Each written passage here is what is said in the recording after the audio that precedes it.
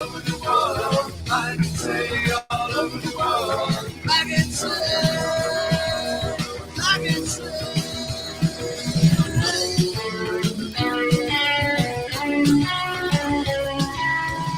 Yes, indeed, all over the world, and all over the world, listening to WRWKLPFM, Midlothian, Virginia, and we are just beginning, after a brief hiatus, building a better society with Liz Charity. So, Liz, take it away. Thank you so much, Ron. Hey, Ron, I miss you. Yeah, we have Been away from for a while, we huh? have regular meetings out here. Yeah, yeah. But today we have two special individuals who are talking about Mm-hmm. the COVID-19. Wow. Yeah, and she actually, Murray actually had her granddaughter the contract device, and it made her come up with an invention. Isn't it something how we have loved ones that cause us to come up with an invention No, to stop the coronavirus? really. Mm-hmm. Murray, a little bit of background. Murray is a baby Mm-hmm. boomer entrepreneur. She started her former career as an IRS tax agent and retired from that position after 30 years of Mm-hmm. public service. After retirement, she started a business as a travel consultant, turned her passion for travel into a profitable business. During the pandemic, Murray now have her focus on the importance of air quality to fight back the spread of the virus. I know, Ron, you gave me one of those air filters in my for my basement, and I want to, uh-huh, humidify. And You have moist air. It's true. yes, and I have to uh empty that almost almost every day. You needed that thing. I did need it. Mm-hmm. How fortuitous was that, huh? Yes. So that was, Being an agent is a full-time job, I tell you this. I tell you, it is. What God says that when the pressure come up, He has to raise the standard. So You can take off that mask, by the way. I got mine on. okay, he raised the standard by people like you and people like Murray, Yep. and most of the time it's because of the love that we have for our individuals that we see God and He show us what to do. So, Murray, how you doing? I'm fine. It's a great privilege to be able on this community radio. Can you hear me okay? Oh, yeah. Oh yes, Good, good. yes. So Murray, I know you mentioned about your granddaughter. She contracted the virus. So, exactly, what caused you to go and do something about it? It's like grandma had to do something. So, share with us, what did you do? Well, first of all, my granddaughter was infected back in March of 2020 when we really didn't know a lot about the virus. Mm-hmm. So I immediately went in grandmother mode. Yeah. And for those of you that are grandmothers and mothers, you know what that means. I started doing research to find out, number one, how I could help her recover, and number two, to keep her from spreading it to the rest of the family. Yeah. So I am blessed that other members of my family have contracted it, but my husband and I are both in our 70s, and we've been fortunate. I discovered the technology and the scientific knowledge to reduce our chances of contracting it. Nothing is 100% unless you're going to live in a bubble and don't breathe. That's right. So all you can do is all you can do. So Mhm. when did I discover the new information? While seeking to help my granddaughter, I became a Google expert. Ask me something and I will Google research to look at options. Now, I don't believe everything I read. I validate sources and information before I decide to share it and use it. And on my research journey to reduce cross contamination within my family, I discovered new methods of air and surface purification that I just had to share. So it all started with self survival and then expanded. As I learned more, I could not just keep it to myself. All right. So, Murray, we want to thank you for sharing it with us. We have to mention, of course, because we are a FCC licensed station, we have to mention that the thoughts and opinions contained in this broadcast are those of the host and or guests and not the staff or volunteers of WRWK, LPFM, or the board of directors of Synergy Project. However, I'm with you on that. I do every preventative thing you can think of because that's on me as a healthy individual. And Absolutely. then the CDC can tell me that neat tricks up their sleeve, but you got to stay healthy yourself and optimize your health.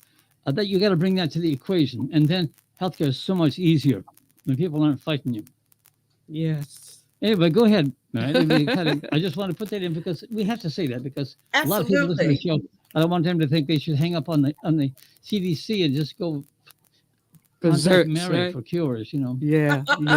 Oh, no. I don't have any cures. All I have is information to educate. So I'm all about the education, and I welcome an opportunity at the end of this program to give them some resource contacts where they can go do their self-education. So you can't believe everything you hear and read. So you need to do some homework. That is for sure. Mm-hmm. So did you and your other members in the family contact device? A couple of my other members have, but as I said, my husband and I are in our 70s, so we've been very diligent, and we have not contracted it. And one of the reasons, I think, in our personal home, we have equipment to help purify the air. So it's we've taken proactive steps so that we can reduce that cross contamination. Now, I completed a course also from the Massachusetts Institute of Technology on the physics of COVID-19 transmission. And that provided even more insight based on case studies and science. As I said earlier, Liz, I don't just listen and read it and believe everything I read. I've got to do some homework, and I encourage your listeners to do some homework. All right. So when and how did you discover this new information about how to reduce your exposure to COVID-19? Everybody wants to know that. Yeah, well, see, I became a Google researcher. As I said, I did some homework, looked at resources, looked at case studies, took some classes on the physics of COVID transmission. So I did some deep dive into what I could do on a personal level to help protect me and mine. Okay. And I'm going to pull my other guests in. How you doing? Hello, Valerie. Are you there? Hi, how you doing, Elizabeth? Yeah, Valerie reunite my relationship with Murray Kofi. I had met Murray Kofi a long time ago in another business meeting. And when I shared with her what I was shared with Valerie what I was doing, she said, "You need to meet with Murray." And she is a long time friend. How about that? Yes. Small world. It is. So what are some of the examples of different methods to improve your indoors air quality? Valerie, tell me, how did you meet Murray, and what was your purpose of meeting? I mean, what was your Well, purpose? I was introduced to her, not to her last year. I was introduced to the product, but and was educated at that time. But I was like, oh, I'll check it out later.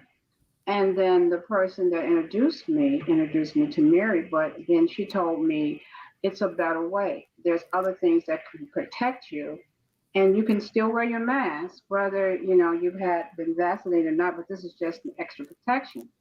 Well, believe it or not, it did a phenomenal job. Where my husband is a very hard person to even say he likes something, and for him to say, "Oh my goodness, I can breathe." Then we had put it in one area of our home, and my husband used to snore until we used this, and it was phenomenal. We had the best sleep. I felt like I had 10 hours of sleep. I wasn't tired. I woke up so refreshed. And Uh-huh. my husband said, "Oh my goodness, this has changed our life." Because at the time he was dealing with allergies and sinus issues, this like it didn't non-existent. And he was like, "Wow." And I mean, it's just the quality of air. And as Mary has said, we're in the same, we're breathing each other's air. But this changed everything. So, they have three different products, four really. But I tried one at a time. And believe me, the one for our home, we have people have come here and said, it feels like we're in the Bahamas. We can breathe. I mean, it's like our lungs are open. But what Hmm. I feel the difference when I go somewhere else. And I was like, I have got to try this. And once I tried it, it was just a no-brainer. It's like, okay, yeah. And then it fights off coronavirus as well. Um, and like you said, nothing's 100%. But my husband was telling me he had been in contact with somebody about a month or so ago. He never got the virus. And the thing is, this has just been phenomenal because when he came in the house and we have this thing in here now, he said, I could hear it go like it was killing things in the air or Hmm. reducing them, whatever. But this Hmm. has been a phenomenal thing. I mean, we want to share with everyone. It is something out there that can help you. And of course, we all have to make our own decision. But breathing better and help a better quality of air, it is awesome. It's very important. If you do decide to use the air purifier, what are some of the factors that I would need to consider? Yeah, I what think is I'll it? let Mary answer that. Well, there are a couple examples, first of all, of different methods to improve your indoor air quality. First of all, let's do some free stuff. Open up some windows and let in some fresh air. Yeah. Back in Yeah. the day, my mom used to have spring cleaning, and I know Mhm. I hated it. We had to take down the blinds, the curtains. We had to wash the windows, open up all the windows. She had her own version of air purification. Yes, So right. one of Mother the things Nature. Yeah. So one of the things you can do that doesn't cost you anything is open up some windows and let in some fresh air. The Mhm. better, the more ventilation, the better. Then think about cleaning your air ducts and filters and heating and air conditioning systems. That's another freebie. There's pollen and dust being accumulated in that filtration system. So clean it out so that you're not recontaminating the air that is being circulated. And then Mm. use no or low VOCs. VOCs are volatile organic compounds. These are products and household goods. Did you know even dish detergent has a VOC? Did you know glue that people use to put the carpet down has VOCs? Did you Mhm. know the Lysol that you're spraying is still putting some VOCs? So if you reduce or use products that are more natural, then you can improve your air quality. Now, here's another one. Did you know that house plants help purify the air by absorbing toxins? Wow. Yes. I love those house plants. Mother Nature again. Greenery, house plants Yes. can help. And Yes. then Last but not least, use some air and surface purifiers. It can be the difference between day and night by having an air purifier. Mm-hmm. Yeah, as opposed to spraying something in to make the air smell different, Exactly. which is a mistake. Absolutely. It's just contaminating the air even more. Yeah. Mhm. Uh-huh. So, why is it that the air quality better outside than indoors? And is that why the CDC recommend outside activities? And what is CDC? That's the CDC. Those are the Biosafety. the federal One, government, the CDC guidelines. yeah, this, yeah. Okay. Here's the thing. Mother Nature helps you if you're outside. See, Mm-hmm. natural UV rays from the sun and the moving air and the waterfalls, even the pine trees, help to reduce the positive ions floating around. Now, ions are nothing more than negative and positive charged particles of air. So, have Mm-hmm. you heard of have you ever heard of negative ions? I hadn't, or You positive rather ones. I have haven't. Mm-mm. Yeah, I didn't even know what they were, but you even have them inside. But outside, Mother Nature is helping to control the virus. The problem is we sealed in the air, um, and and and and sealed in the air and heat to save money, going all the way back to the oil embargo in the 70s. But at the same time, we sealed in mold, bacteria, and viruses. Mm-hmm. So when you're outside, you've got Mother Nature helping to control. When you're inside, you're in a enclosed space and the air can't move and is being recirculated around the same facility. So it does make a difference. So we've in many cases we had our own version of spring cleaning, but Mm-hmm. now because of the sick building syndrome, we need some things to help cleanse that air in that loosely ventilated area. Okay. So, are you telling me if you wear a mask, does that block all the virus spray? And what does the term well mixed room mean? Good question, Liz. You know, we cover our mouths or turn our head when we sneeze. And masking pretty much accomplishes the same objective. It reduces the droplets and direct exposure from someone else. But here's the Mhm. fact. Even when you wear a mask, the air that you breathe, the air that I breathe, is still mixing in an enclosed indoor space. Everyone is breathing in and breathing out, and that mixed air is floating all around that room. So Mm. that's what the term well mixed air implies, that we all are inhaling and exhaling in a room. And I don't get to breathe just the good air. I have to breathe the well mixed air because what you're exhaling, I'm inhaling. Mhm. And if someone is infected, the inhaled and exhaled air from everyone is blended in that enclosed area. And during my study of the virus transmission, I Mhm. reviewed a very effective diagram that shows the impact on that well mixed air when you're just talking and how it increases that mixture if you're singing or laughing. It's just amazing. Mm. It's just Mhm. amazing. So the well mixed air is pretty much causing you to be exposed even when you have on a mask. Mm. Even when you have on a mask. So the more So, people in a well mixed area, the uh-huh. more mixed air. It just makes sense. If there's one infected person in a room where there is poor ventilation or a Mhm. lot of people in a condensed space, just think Mhm. about it. That means that the air is circulating through that entire room. And whether they're breathing directly on you or not, you're breathing in and you're breathing out. Right. So, in other words, it doesn't matter whether you wear a mask or not. Oh, no, no, no, no. It does matter. It does matter. Okay. But that is more important when you're talking about close. What is the importance of wearing the mask?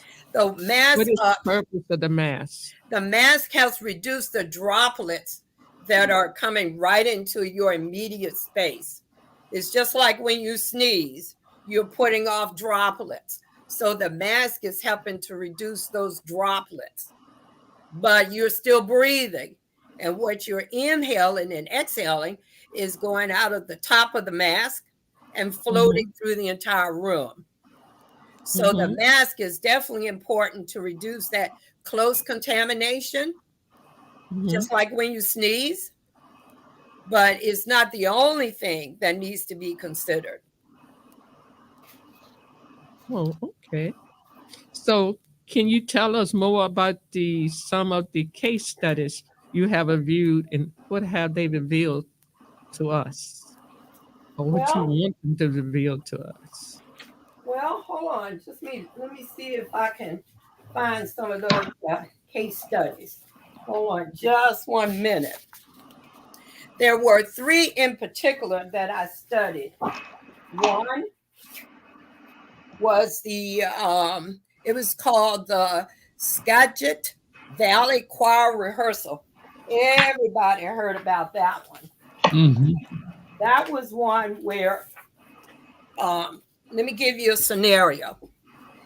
There were 63 people at a choir rehearsal.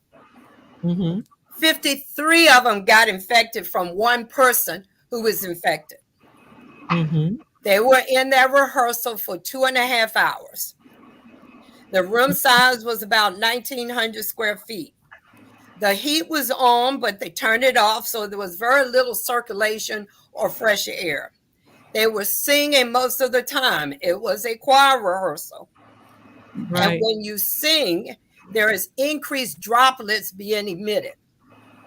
Right. Now, the median age was 69 years old. They were in a choir rehearsal.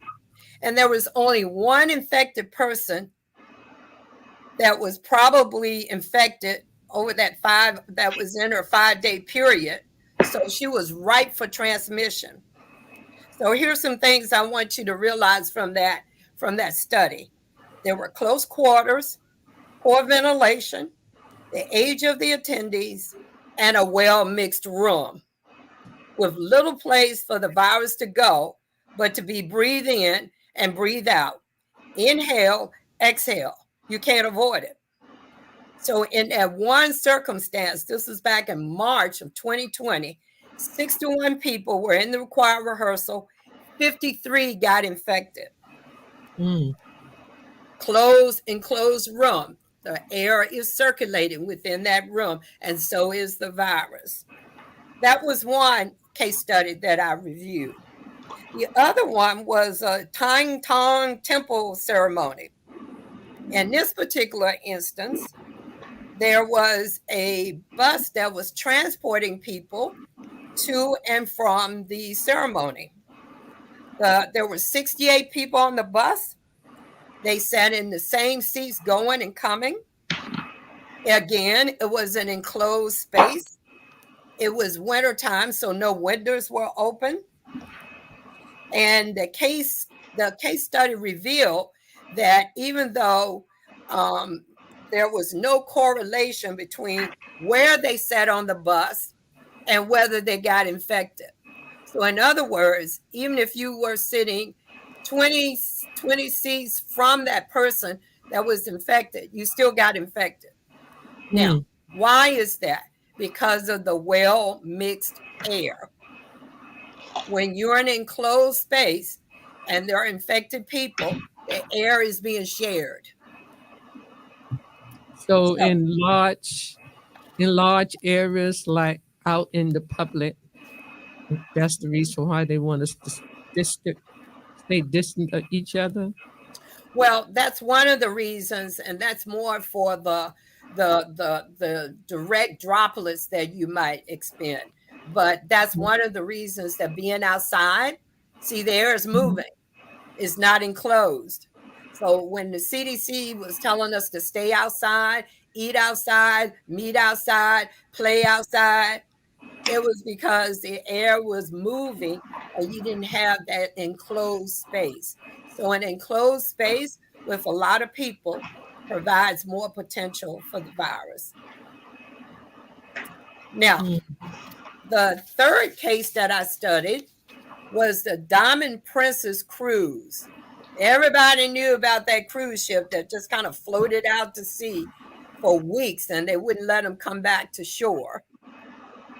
Again, that was one infected person that was on the ship. He got off the ship. They quarantined the ship for 12 days. And the virus spread more during the quarantine than when they were before then. And they studied it. Murray? I'm sorry? Murray, why is that? Well, again, because ventilation, the air that was circulating through the cruise ship, it was going in your cabin, it was going in my cabin. And if you had virus in your air in your cabin, it was going in my cabin. So it was enclosed space again, where the air was circulating.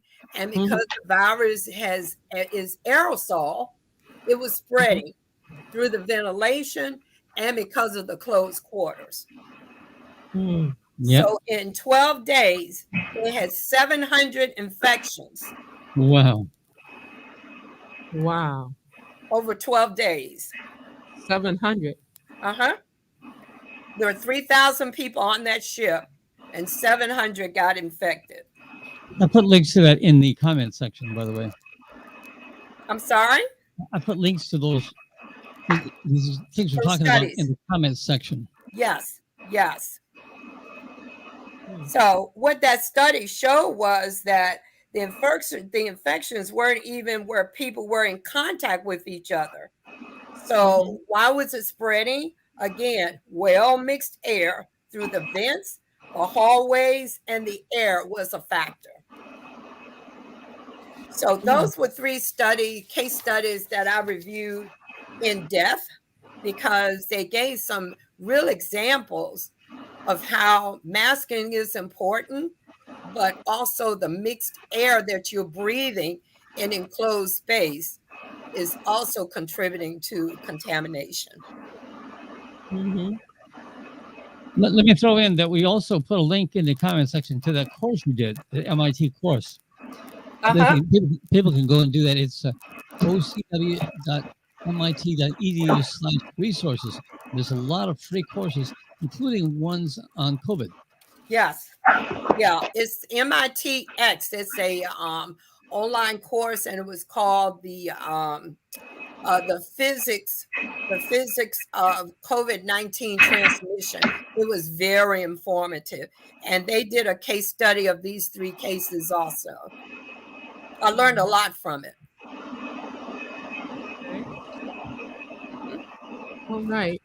You had mentioned to me that you do home business and church assessments and to make recommendations on how to reduce exposure to contamination like mold, bacteria, VOC, and virus, including SAR COVID that cause COVID-19. How can we register for that for ourselves and other entities like church and businesses?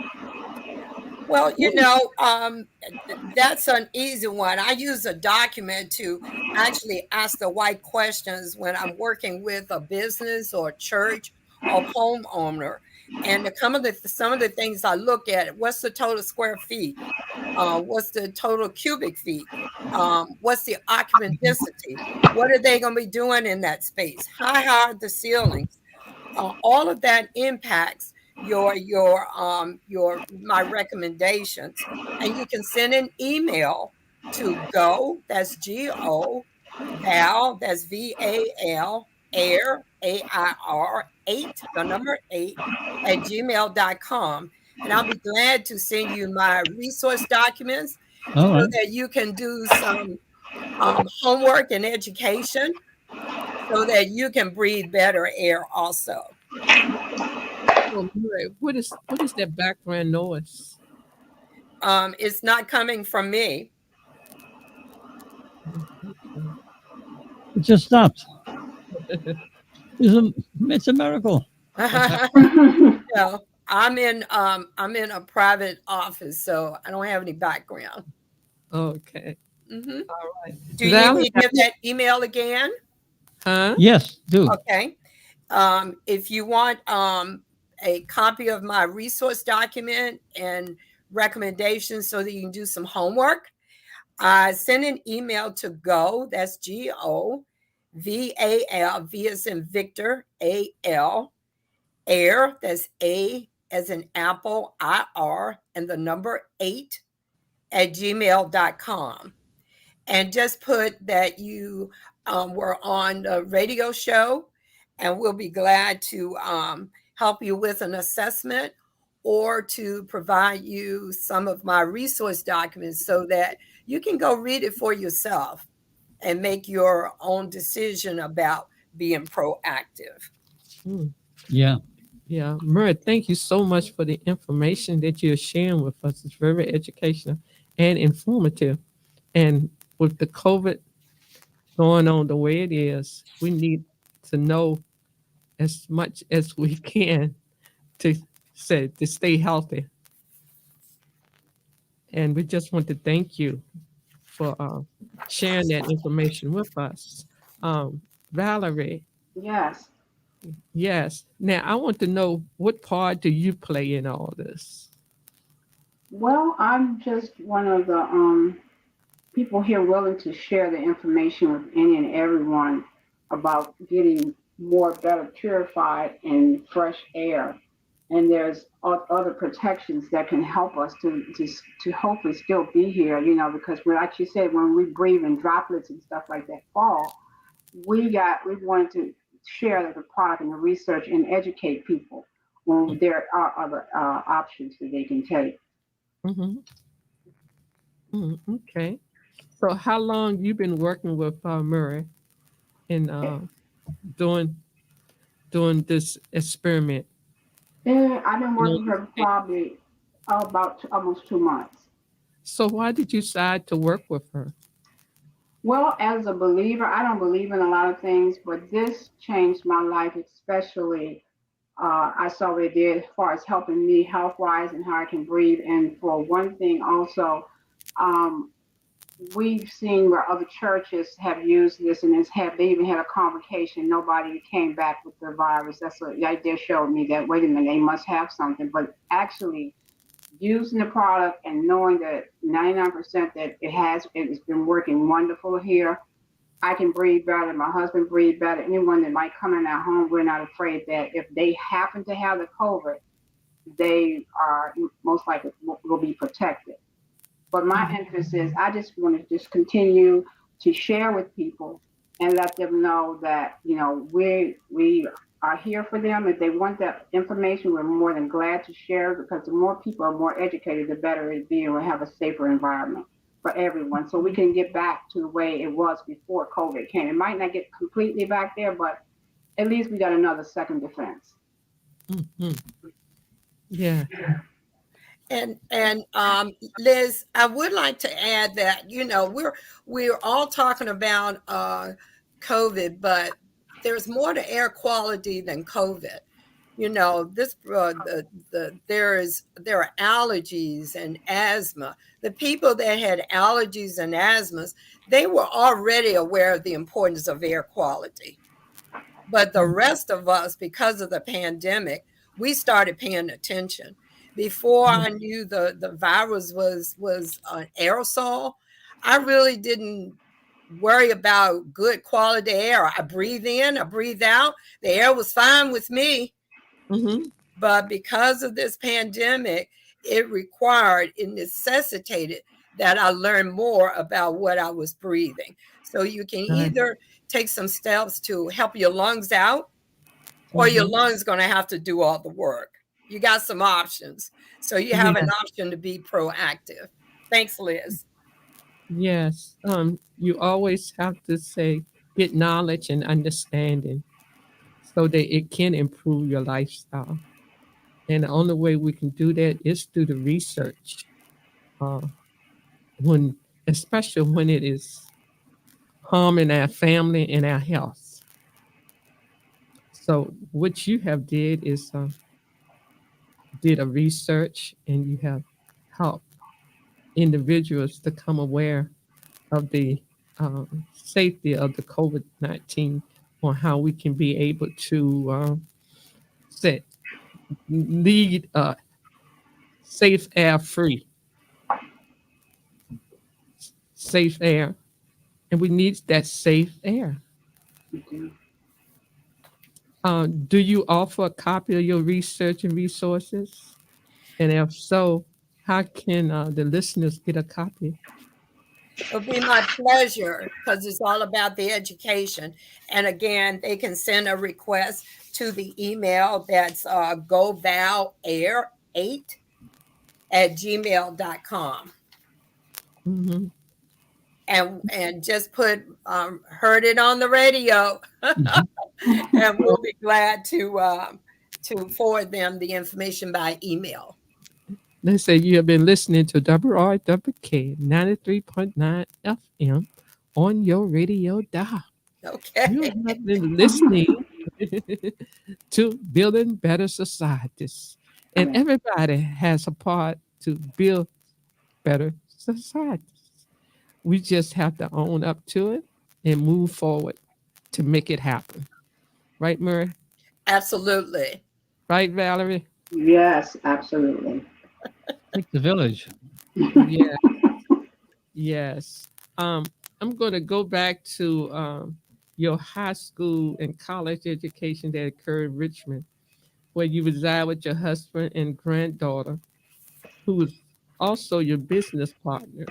Mhm. How old is your granddaughter? When you say granddaughter, I was thinking of a little girl. Yeah. No, she's 24 and she's in the medical field. So she was working at a nursing home, and during the pandemic back in March of 2020, she was one of the first people to get infected because Wow. that was a hot spot. So Mhm, that's really what caused me to start on this journey. It was mhm, survival of my family. mhm, Mhm. okay. Is she still going forth in the medical field? Absolutely, absolutely. That's her calling, and she's fully vaccinated, and things have really improved in nursing homes. So yes, she is still working. Hmm. She recovered. She was young, so see, she was young, so she had a shorter recovery than someone that would be in my age group. So that's Mhm, why we were very cautious. mhm. So you say it's when you discover information and technology that can help people by improving their air quality, how can you not tell everybody? Hmm. So that's one of the reasons why you are telling everybody on what's going on. Yep, you can't do better until you know better. That's the saying that my son always say. Absolutely. Uh-huh. That's what he say all the time. Hmm. It's so true. Yes, yes. All right. We are bringing this to an end, and if there anybody out there that's been listening to WRWK and like to call in with some questions and want to know more about the indoors air quality, please, please do so. Please do so. Both lines are open. Both Yes. phone lines are open, And folks. we can also have some of the people who has been some of your that can give a testimony of what your experiment with your invention, how it has helped them. We heard from Valerie, so let's hear from other people who can say, hey, I know Murray Cofield and I know the great work she's doing. I just want to pitch in and give Yes. a word Yeah. or Well, call me. I wish I could say it was my invention, but it's not.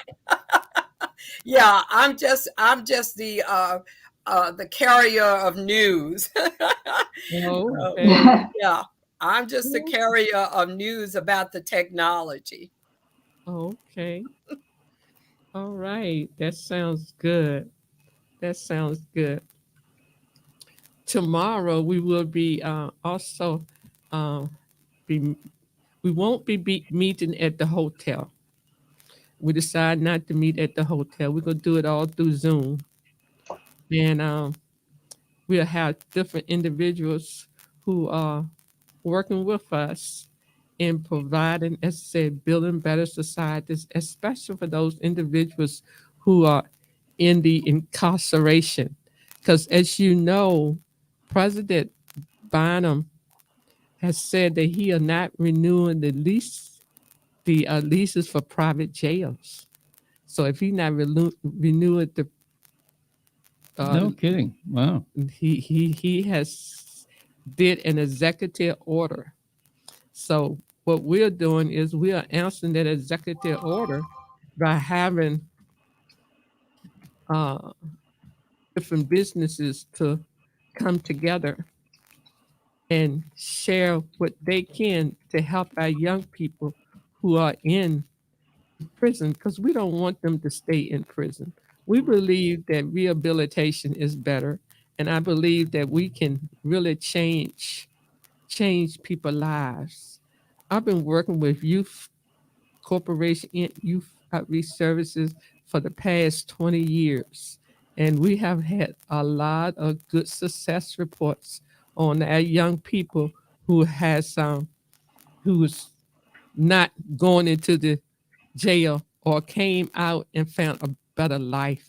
So that's what we want you to just get in contact with us. We're having an email uh, or a workshop with different businesses who are coming together to say to help build a better society, to create, as we said, to transform juvenile offenders into entrepreneurs.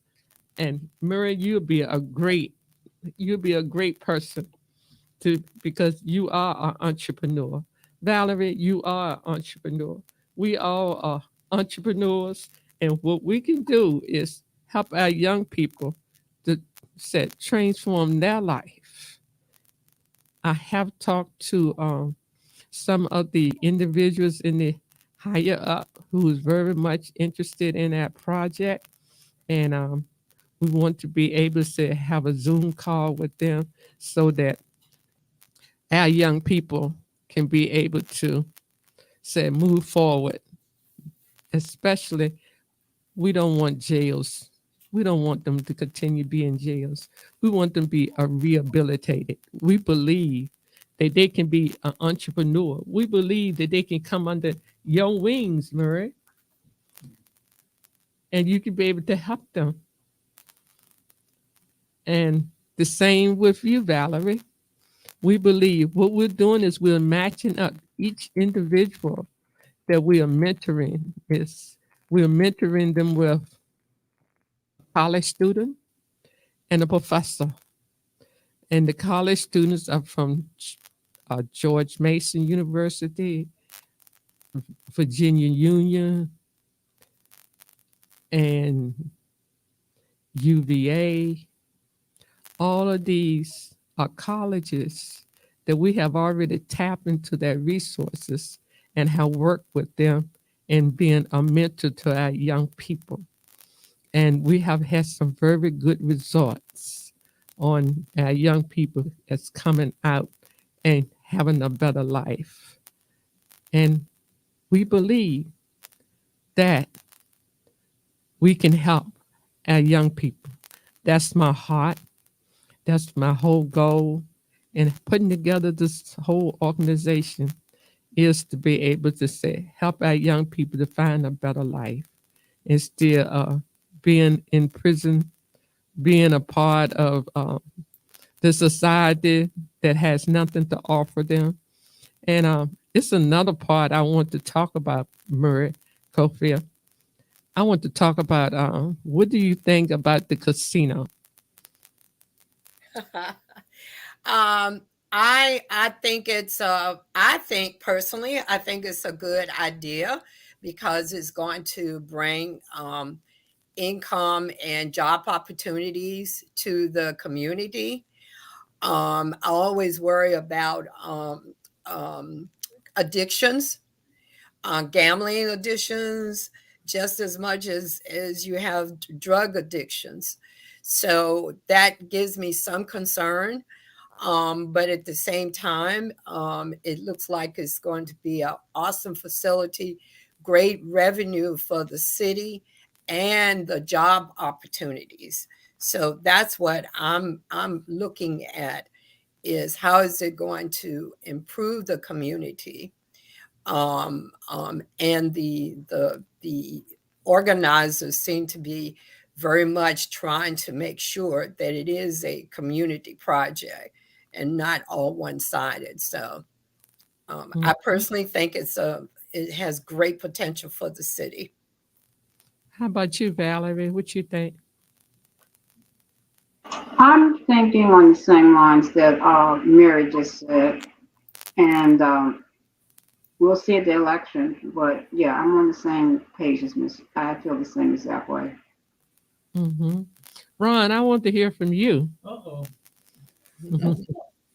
Well, when it comes to casinos, casinos make all their money by taking money from people Hmm. who gamble.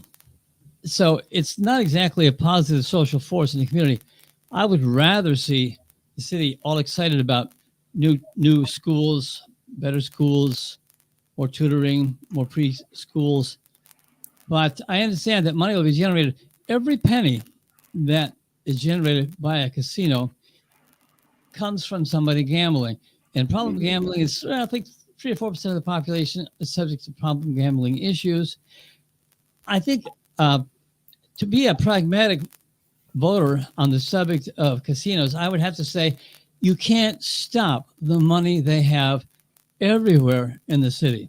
You cannot stop gambling.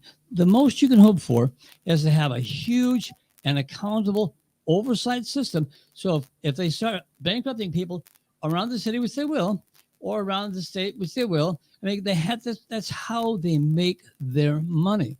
Hmm. It's not having people come to shows and eat meals and get entertainment. No, people play the slots obsessively, the ones Yeah. where they make good money. And that's what gambling depends upon. That's their profit margin. They're not a not for profit. They make their money because somebody is so obsessed they have to wear a diaper and to play the slots because they don't want to get up and lose the buzz. Hmm. It's addictive. It's a very sick thing. You can talk about going to shows and having nice restaurants, but the bottom line is they make their money by people losing it to them. Right. And they need, I don't think you can stop it, but you need to have tremendous oversight and you have to have fuses built in when they do unfortunate things. You can actually Google any of the people who have had gambling uh, issues. Uh, there's a whole strategy to gambling, and the house always wins. That's the bottom line.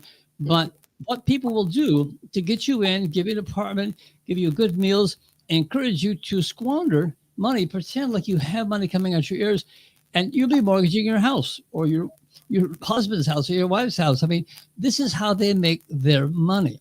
This is why they love it. And the other thing to watch is how many are being built, how many are going to make it, and who holds those bonds on the ones that don't. I think you can't stop it, but we need a lot of oversight because it is essentially not a positive social enterprise. Gambling will never change the world in the way that we need to think it needs to be changed. It will produce income from the people who can least afford it, Hmm. but it needs to be watched very carefully. It's like walking into a room, knowing you're going to get COVID, and just saying, okay, how can I arm myself so I can survive it? It is not a healthy phenomenon. It produces money. And how many of you in this little circle of people think money cures problems? It doesn't. It's kind of handy to have sometimes. Nothing wrong with money. But if you want to fix the city, you don't go get gambling to give you some money, because if gambling is giving you money, they're getting it from your neighbors. They're not pulling it out of the air, and they're not altruists. And why? I want to know, why are they putting it on the poor side of town? It's a pretty rundown place, probably. I mean, when the rich is not allowing it over there. No, they are not allowing it, and they said no way. Yeah, it's a common ploy. You don't get a fight back. In fact, virtually nobody lives there. I mean, it's a heavy industrial area. It's back by the Philip Morris Manufacturing Center, which is, as far as I know, empty now. You couldn't do anything else with that land, and the people who wanted to push it through said, I don't care what you give it to me. I'm going to draw people from this entire region of the country. But keep in mind, how many are being built? Yeah, we just need to have. I want to know what kind of study have they really did on that? What kind of study are they doing? Is it all like up in the air? My research on it indicated that the study that was done by the commission and our state legislators was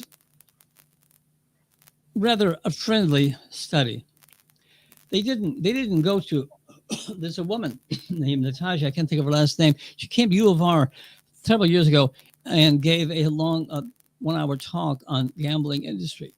She's a sociologist. She spent years in Las Vegas studying what it is that makes gambling compelling to people. And she had a long talk at U of R a couple of years ago. I posted her speech here and there. I can post it on the site, on our site. I can post it in these comments. But it talked about the problem with gambling.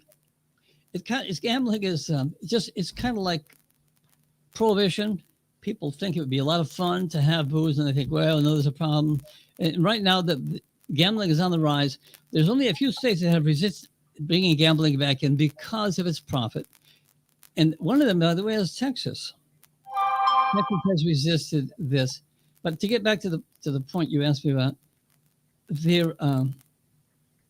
well, actually, I don't want to dominate the conversation either. Gambling has its definite deficits. The people that we're entrusted to go out and find out, does gambling build cities? Absolutely nobody asked themselves that question. I guarantee you, nobody asked themselves that question. They said, where can we get some money? And can we get Richmond to swallow this? And then they passed out money very liberally among our elected officials. And the governor loved gambling because they think these loser cities, these 4 or 5 loser cities, need gambling because they can't make a city work. I think it's a pathetic statement when you say you guys need money from gambling because you can't build a city out of people. You have to do it out of, well, spin, buzz. And there you have my 2 cents, maybe 3 cents. No, I think it's I think that's at least 50%. You know, I give you at least 50 for that. Yes. I give you 50. All right. So half and half. You're generous, Liz. You're generous. I would like to, if anybody's listening, if you'd like to call in and tell what you think of the casinos. I know as a little girl, my stepfather went out and he was gambling, and he took our electric money to gamble with. Yeah. We was out of electricity. You know what I'm saying? So he was trying to make some money. As he said, he could add more to it. But no, I don't think that's I don't think that. I think we should teach our young people how to how to invest in the stock market. That's just more like what they can be able to grow on. They can be able to own. It's something they can own their own business. And I was talking to the young lady right next door to you, and she was sharing with me that her daughter, who's just 28 years old, have started her own business from the scratch up. You know, right next door to where you are. Oh yeah. Uh-huh. She has did a phenomenal job in starting her own business, and it was because her uh, grandfather and grandmother had left her something to be able to build on. Mhm. That's what I want to teach our young people. Yeah. I want to be able to teach our young people that you invest into your business. You invest into uh, instill gambling, Yeah. because gambling is like throwing to the winds. It's just throw it out there. Yeah. The house always wins. Yes. By the way, I posted the article I mentioned. Uh, the woman who did her research on gambling, Natasha Dow Schull, that's Schull. It's in the comments of this conversation we're having in Facebook and YouTube. So if you want to look that up, and she actually came to the U of R and spoke, and you can see that piece too. Although I have to find that link, but she said it very thoroughly, and there is no free lunch. There is no free lunch. And the people who said, "Here's a free lunch," uh, are just trying to get money to run again. And I'm it troubles me that the first year the Democrats had full control. This, but they've been trying to get this through for a couple of years, but that under Democratic control, this was considered a priority. It just goes to show you, no matter how good things get, there's probably a fly in the ointment somewhere.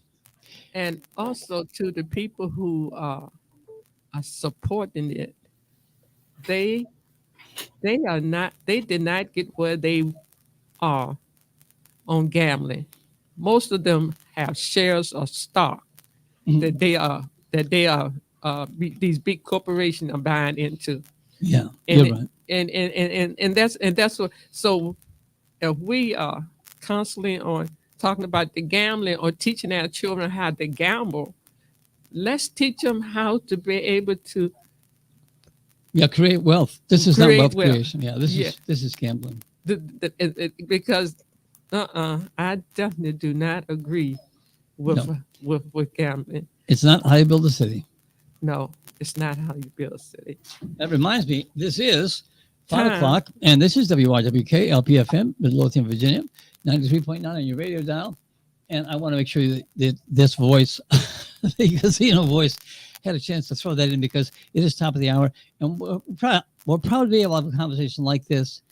I don't know where you can go to get a conversation as candid as this. Keep in mind that the thoughts and opinions contained in this broadcast are those of, in this case, me. I guess you would call me a guest, Uh-huh. host, guest, producer, and not necessarily the staff volunteers or the board of structures of Synergy, but I did take sociology in school, and there is no free lunch, and I'm embarrassed that our leaders thought that they were doing us a good one to give us gambling, because gambling has big money, and I'm just afraid the politicians around here apparently can't resist money. That's it. As I said, the richer get richer and the poor get poor. Well, I wouldn't go that far, but we're certainly being given a run for our money. I mean, it takes time. It's like Pinocchio, right? You remember the story of Pinocchio? This little kid wanted to be like everybody else, so he began to drink beer and smoke cigars. That was a thing in those days, and he turned into an ass. Oh my God. He grew a long nose. He grew a tail. He grew ears because he was being an ass. Mm-hmm. And that's kind of how I see people who want to have a good time. And who's going to pay for it? Not me. It's the disadvantage always end up getting hurt by it. But we're going to have to play this out. You can't stop it. All you can do is get good backstops in so that when it does come in and start screwing things up, you can say, okay, you're going to pay for this, you're going to pay for that, you pay for the other. There's no free lunch for us or for gamblers. And that's all I'm going to say. That was my top of the hour. Thank you so much, Ron. I think this sort of wrap up our show. We should have had a word or two in here. Yes, we could do that. You mean knock off at 5 sort of thing? Yeah. Okay, that's fine. Well, Then I'll let you do the rundown. next week we probably be talking with someone about the gambling part. I'm going to. I had an individual. It was too short a notice, but he wanted to have a conversation about gambling, and go out and find people who is in agreement or disagreement. Yes, I'd like to have both sides. I'd like to have all sides. I think we should have all sides. Particularly people from City Hall. They're the ones who are ramming this through. And I'd like to have people from Philip Corn's staff and the various people who voted for it. Philip Corn was, of course, a big, and maybe someone from the governor's office, because he was very big on making sure that the 4 loser cities that couldn't actually build cities would need this money to get their act together. Anyway, I'm sorry. I did put that in rather pejorative terms. I apologize. We're centrists here. We just want life to work, and some things we know don't help much. No, it doesn't. No, it doesn't. Some of us have lived through the experience of gambling, of our parents gambling, trying to make the dollar to be able to say, pay the electric bill and still just taking what they have and go ahead and make an arrangement. And, it's common sense. Yeah, magical thinking will get you in trouble. Yes. There's magic in community, and there's magic in caring about people, but the magic you get from And slots is good magic. and you notice the people who are talking about gambling, guess what their backup is? The stock market. Mm. They have sold their shares of stock. Oh, really? Yes. That's exactly what has happened. Go and check on what's her name? I can't think of her name right now. But she owns the radio station. You know who she is, Murray. She owns the radio station. No. And you notice that I've been real quiet in this conversation because unless I'm well versed on the issues, I don't involve in the conversation. So unless I know what I'm talking about, I can give my opinion, but I like to know the facts. Just like with the research, I'm a researcher. So, before I say yay or nay, I need the facts. So I appreciate you having me on the call today. And I thank you for the opportunity for me sharing the information that I do know about. And I really appreciate you coming on, sharing such valuable information. Sure. Yes. Okay. And it was nice being with y'all today. Yes. Okay. We're All gonna do right. this again. Same here. Take care. Thank you. All All right, well, Bye. wave goodbye. I'm going to move us back to our loop. Bye-bye.